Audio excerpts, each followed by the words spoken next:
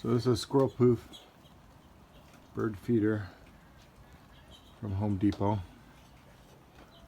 With pretty little leaves and everything like that. But what the leaves are above is where the birds stick their faces down into. I took all the seeds out. And you pull this down. If the squirrel gets on top, pulls it down. They can't get into it. But what the problem is there's hardly any squirrels now because they don't like it. So birds sticking their heads down in here and they're pulling their heads back out and they're getting scraped.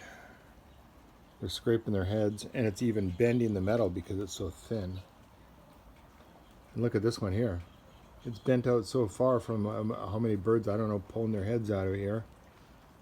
And they're doing it quickly, right? And look at even the paint's chipped. So what's happening is the birds are getting concussions. One's dead and the other one's almost dead. So I'm going to take saw or cutters and I'm going to cut this back. These stupid leaves. They're killing the birds.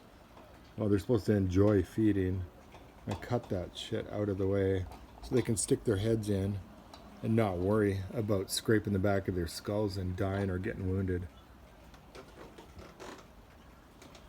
Be aware.